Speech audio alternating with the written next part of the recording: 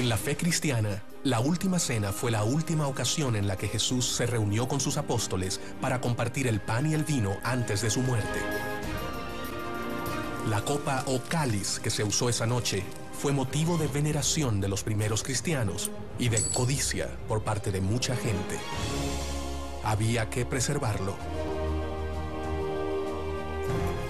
¿Fueron los caballeros templarios los secretos custodios del cáliz de la última cena?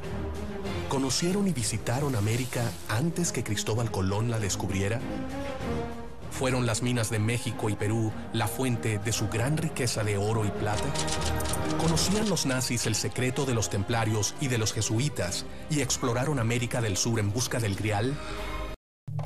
Algunos afirman que los nazis estaban convencidos que el Grial estaba en América. Muchos vinculan a Hitler con la búsqueda del Santo Grial y algunos investigadores afirman esa teoría. Pero existe una particular investigación que se centra en la búsqueda del cáliz sagrado en Latinoamérica.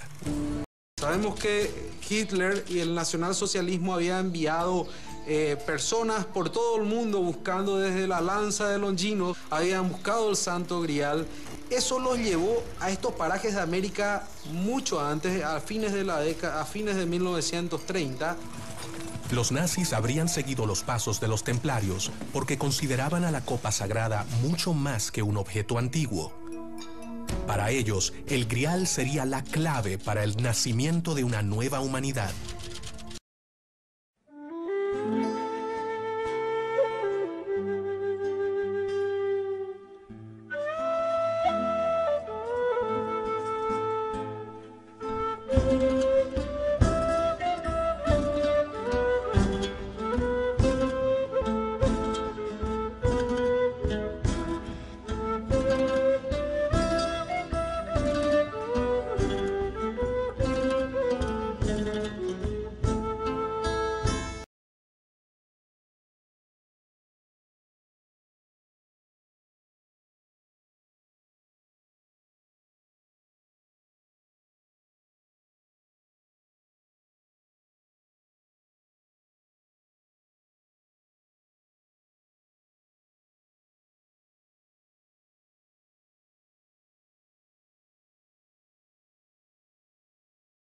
Uno de los descubrimientos más importantes encontrados sobre el manejo de la plata y el adelantado sistema financiero de los templarios fue realizado por el investigador de la SS, Jacques-Marie de Maillet.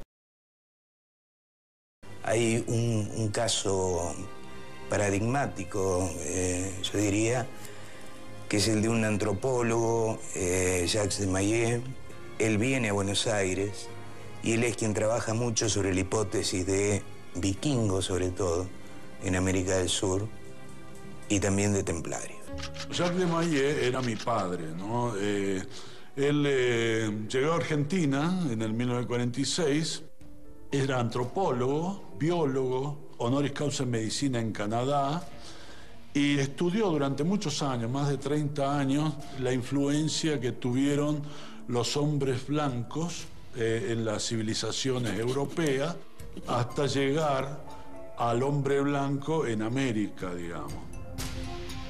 La teoría de Jacques de Maillet se centra en la presencia vikinga y luego templaria en Paraguay, revelando en sus estudios antropológicos el origen de una fuerte cultura mestiza entre los nativos y los hombres blancos europeos. Él va a Paraguay porque, aparte de tener contactos con miembros del gobierno paraguayo, él ya tenía datos de la presencia de vikingos en el Paraguay. Que en esa zona, en un momento, gente del ejército había encontrado un lugar que podía ser parte de un túnel o de una tumba que está metida de una entrada a una montaña, de un cementerio vikingo en esa zona. Sabemos de leyendas, tenemos los mitos que el profesor Vicente Pistilli largamente ha relevado, ha descrito, ha escrito mucho sobre él, ha lanzado libros al respecto que hablan de la mitología guaraní que es una mitología vikinga en muchos aspectos. Gracias a Dios tuve la suerte de participar en una de estas primeras expediciones donde se estudió el índice cefálico, el índice colorimétrico. Esta presencia nórdica quedó reflejada en su propio gen. Estos nativos son diferentes al resto, son barbudos, características propias de los nórdicos, tienen aspectos o características en las manos, en la coronilla de la cabeza que los hace diferentes a los malasios polinesios. Incluso muchas veces uno va por el interior del país y se encuentra con nativos rubios, barbudos, que uno los mira y dice, pero este es un vikingo en tamaño pequeño, ciertamente. La campaña de propaganda nazi se alimentó de una serie de elementos de raíz decimonónica que buscaban en la Edad Media el elemento diferenciador de Alemania frente a otros estados europeos. La palabra grial se hace famosa a partir del año 1190, donde un poeta y escritor francés hace una obra de teatro y dice que en un grial se encuentran las hostias consagradas del cristianismo. ¿Fueron los famosos caballeros templarios los sucesores de los primeros guardianes del Grial? En último caso, la copa que pudo haber servido a Jesús en la última cena se perdió a lo largo de la historia y hoy en día hay 3 o 4 santuarios en Europa que reivindican para sí la posesión del auténtico Grial. Los templarios es el nombre con el que genéricamente se conoce a los pobres caballeros de Cristo y del Santo Sepulcro de Jerusalén. Fue una orden militar internacional fundada en 1120 con el objetivo particular de proteger a los peregrinos que realizaban el viaje hasta Tierra Santa. Pero cuando ellos llegan a la ciudad de Jerusalén, el rey Balduino I les dice que les va a dar un lugar en lo que fueron las caballerizas del templo del rey Salomón. Y de ahí es donde adoptan más adelante el nombre de templarios. Templarios porque van a vivir en el templo de Salomón.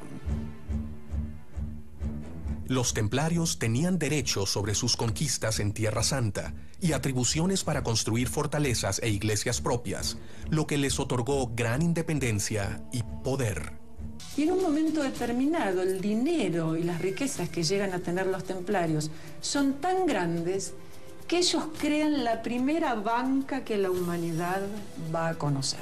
Y en consecuencia, a lo que asistimos a partir de la segunda mitad del siglo XI es a un intenso proceso de monetarización de la economía y por lo tanto de la introducción de metales preciosos en la economía europea. De tal manera que en la cuenca mediterránea se inicia un despegue del comercio y por lo tanto el desarrollo del capitalismo mercantil tal y como lo conoceremos en el siglo XV. Por lo tanto, los templarios que poseen dominios en toda Europa occidental, pero cuya zona privilegiada de actuación es precisamente Tierra Santa, se van a convertir efectivamente en intermediarios principalísimos en esas redes de comercio y por lo tanto accederán con cierto privilegio sobre las rutas comerciales y en consecuencia se beneficiarán de la llegada de metales preciosos. En consecuencia y en sentido contrario, estos metales preciosos pueden ser invertidos en sus propios dominios. La Orden del Temple logró obtener un gran poder económico en muy poco tiempo, creando a su alrededor una gran intriga sobre el origen de su riqueza. Algunos especialistas tienen la teoría que los templarios siguieron los pasos de los vikingos tomando sus mismas rutas hacia el continente americano. Existen pruebas de vikingos y de templarios en la Patagonia, principalmente en unas piedras que fueron encontradas en unas excavaciones que hicieron al lado del río Chubut, acá cerca de Trelew, donde hay runas vikingas. Principalmente la runa del Valhalla, que es el absoluto de los vikingos, está en todas las piedras, ¿no? Está esa runa se encuentra implícita en todas las piedras que se han encontrado. Habían tenido comunicación con América y habían desarrollado una serie de travesías comerciales. En estos viajes la Orden del Temple había acompañado y no hay que olvidar que estos viajes en América tenían un propósito además principal. Cuando Colón partió hacia su aventura, podría ser posible que supiera el destino final de su viaje. Quizás conocía la posible existencia del Grial en un nuevo mundo que aún no había descubierto. ¿Por qué llevaban sus carabelas cruces templarias dibujadas en las velas?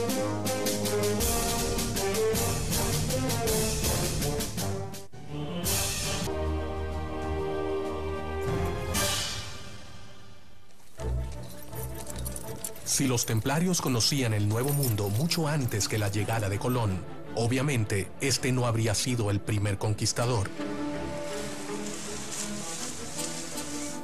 ¿Es por eso que eran cruces templarias las dibujadas en las velas de los barcos de Cristóbal Colón? ¿Esperaba encontrarse con un reino templario?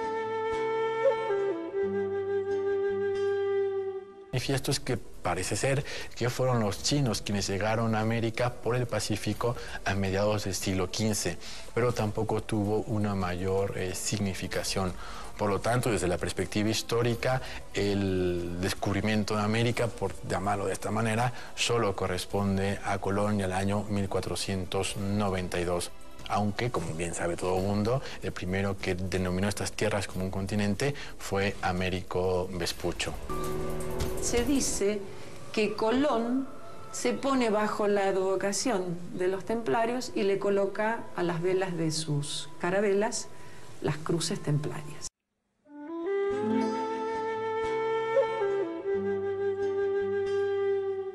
La plata. Muchos investigadores aseguran que los templarios buscaban en América este mineral muy valioso para Europa.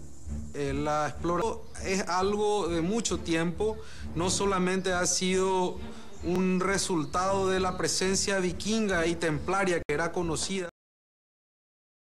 Entre los descubrimientos que hace mi padre en Paraguay, que para él es de mucha importancia porque le cierra toda la investigación que había hecho del viaje de los templarios a América antes de Colón. Entonces él encuentra allí una fundición de plata. No sabía qué era esta canaleta hasta que, bueno, un ingeniero le informa que es el rebalse que tienen cuando hierve, cuando está caliente la plata, se produce una espuma y todo esto.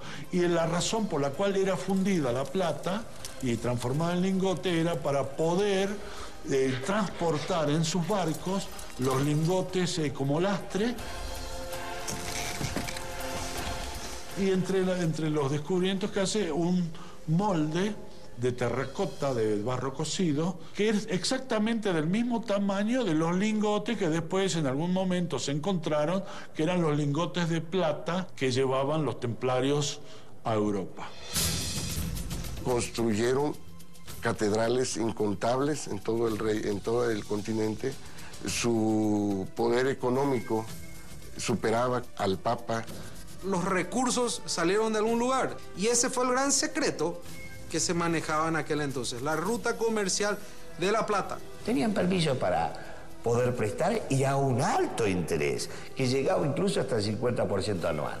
Todo eso generó, más las encomiendas donde se explotaba el campesinado, más todos los negocios distribuidos a lo largo de Europa, generó una fortuna altísima. Eso hizo que reyes se endeudaran y generaran muchos enemigos, entre ellos el rey de Francia.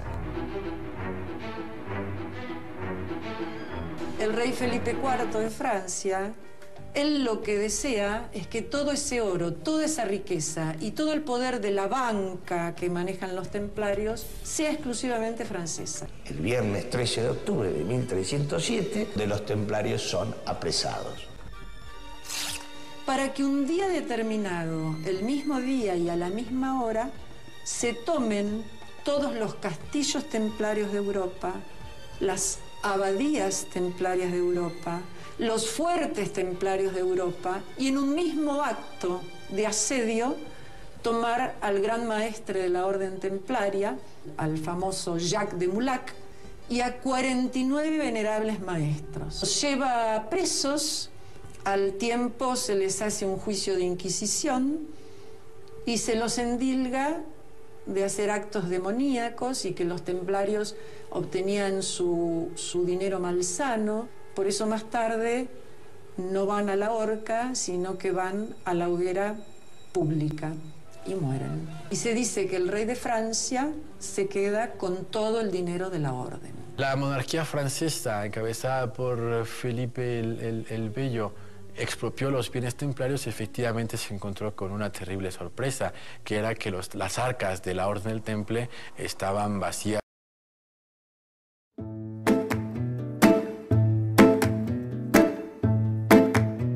Y esto no significa que el tesoro haya desaparecido, ha sido trasladado mágicamente a la Antártida o a Paraguay, a México, sino que simplemente no había dinero en las arcas públicas. En la actualidad no existen templarios como tal. La orden fue disuelta en 1212 por el Papa Clemente V, de tal suerte que todos los grupos que posteriormente se llaman o se hacen llamar templarios no tienen absolutamente nada que ver con la orden original, aunque ellos puedan retomar una simbología, unos valores o unos ritos propios de los templarios. Ya la Orden del Temple estaba saliendo de Europa por la persecución y ya venía a refugiarse en zonas de América, tanto en América del Norte como en América del Sur y en la América Central. Algunos investigadores, como Sergio Roa, especulan sobre la teoría que los jesuitas podrían ser los herederos de los caballeros de la Orden del Temple. La Compañía de Jesús, ¿no es cierto?, fue oficialmente fundada, ¿no es cierto?, autorizada en la Iglesia Católica, ¿no es cierto?, en el año 1540. A pesar que ya 7 años antes, ¿no es cierto?, Ignacio de Loyola ya, digamos, la había ideado. Sabemos que la Compañía de Jesús, es decir, los jesuitas, siguieron el mismo esquema de la Orden del Temple y vinieron a posicionar sus compañías precisamente en el sur de América. Sabemos las investigaciones y las exploraciones, las excavaciones que hacían. Creemos que la Compañía de Jesús fue la sucesora legal de la conocida Orden del Temple, ¿no?, la Orden Jerosolimitana del Templo de Salomón. La Orden de los Jesuitas se propagó rápidamente por todo el continente americano, ubicándose de norte a sur, así como lo hicieran los templarios. Existe un libro que vincula a América con los templarios y la Orden Jesuita, llamado Typus Mundi, editado en 1627.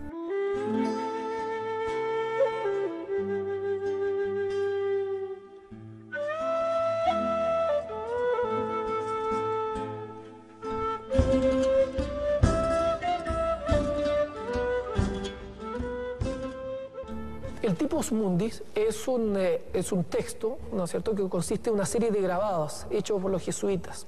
Una de las cosas más curiosas en relación a este libro es que la primera lámina encontramos al fundador de la Orden de los Jesuitas de pie en un mapa correspondiendo a la parte de Sudamérica. Es un curioso libro de alquimia del siglo XVIII que contiene una serie de láminas que van explicando los pecados. Sin embargo, varios alquimistas como Eugène Canceliet, que fue discípulo de Fulcanelli, analizan desde una perspectiva alquímica dicho libro. ¿Por qué los templarios y luego los jesuitas adquirieron ese poder? ¿Sería el conocimiento sobre la localización del Grial lo que los hacía intocables? ¿A los jesuitas también les interesaba el Grial?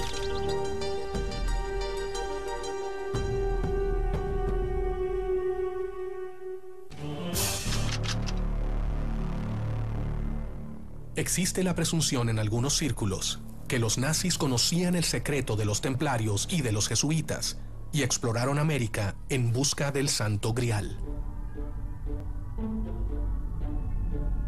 El Imperio Alemán estaba formado por distintos reinados y principados que constituían el Sacro Imperio Romano Germánico.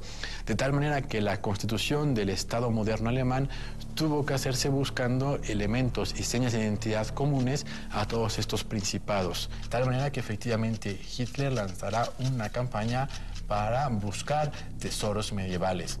Y luego en el siglo XIX, en la primera mitad, con el resurgir de las sociedades secretas en todo el mundo occidental, los templarios serían una buena base para alimentar el mito y las formas estructurales de estas sociedades secretas. Se sabe que muchos submarinos nazis llegaron a la costa de la Patagonia e incluso también se habla de su llegada a la Antártida durante y después de la Segunda Guerra Mundial. Después de la rendición alemana en la Segunda Guerra Mundial, el 10 de julio de 1945, se entregó en Mar del Plata el submarino U-530, y el 17 de agosto del mismo año, el submarino U-977.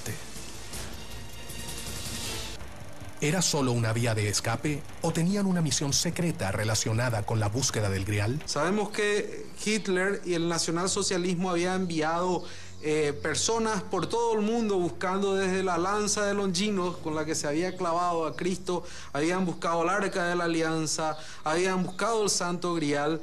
Eso los llevó a estos parajes de América mucho antes, a fines de 1930.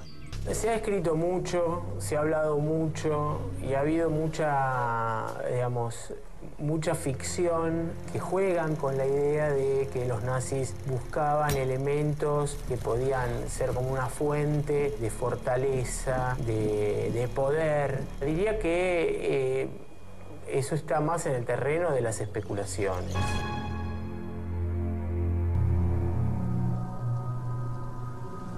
Hay un cementerio galés, tendrá unas 50 tumbas más o menos. Las tumbas que podemos ver en el cementerio galés de Trelew son los primeros pobladores galeses que han llegado acá en la zona, ¿no? Y una tumba muy importante que tiene una característica muy especial, que es una S en símbolo de serpiente y que está entrelazada y que principalmente es un mantra de un trabajo alquímico.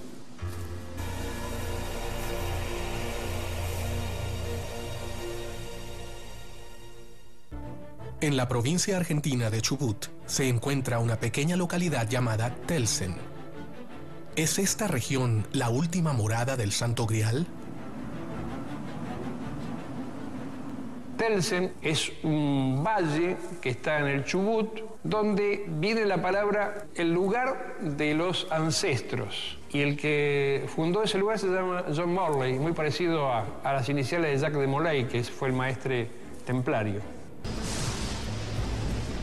Existen pruebas de vikingos y de templarios en la Patagonia, principalmente en unas piedras que fueron encontradas en unas excavaciones que hicieron al lado del río Chubut, acá cerca de Trelew, donde hay runas vikingas. Principalmente la runa del Valhalla, que es el absoluto de los vikingos, está en todas las piedras, ¿no? Está esa runa se encuentra implícita en todas las piedras que se han encontrado.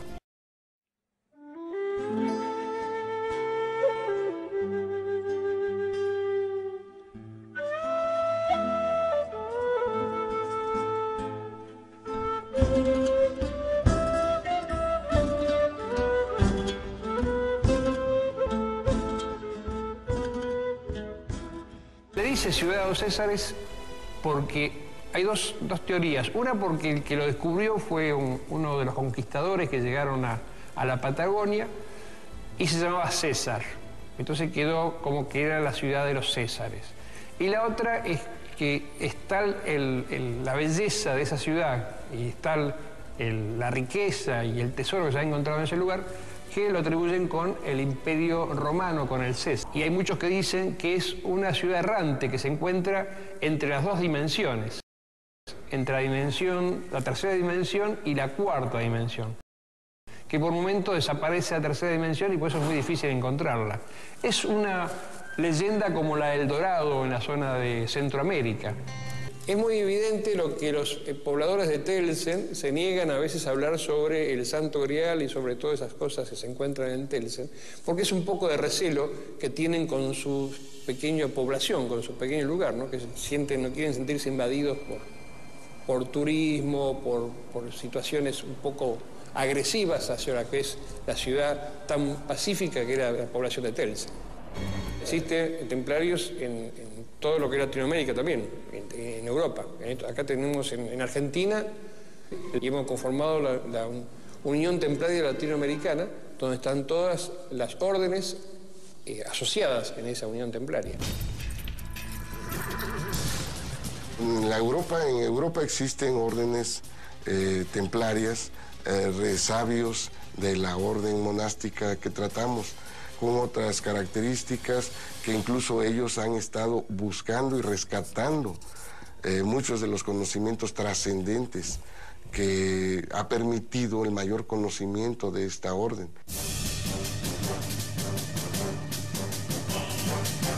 El Grial sabe cuidarse, Tata Dios es muy inteligente y supo ponerlo donde no lo iban a encontrar, porque puede haber gente mala que quiera destruirlo. Se cree que Grial llegó a la Patagonia junto con todas las reliquias que salieron del puerto de La Rochelle. 3 días antes de ser capturada la orden, salieron con todo el tesoro de los templarios. Dicen que el Santo Grial está en la puerta de Telsen. Sería importante cruzar esa puerta para ver si lo encontramos. Nos preguntamos si José de Arimatea pudo haber llevado el Santo Grial a Escocia y desde Escocia haberlo llevado ¿a dónde? Y lo afirmo, de que el Santo Grial actualmente está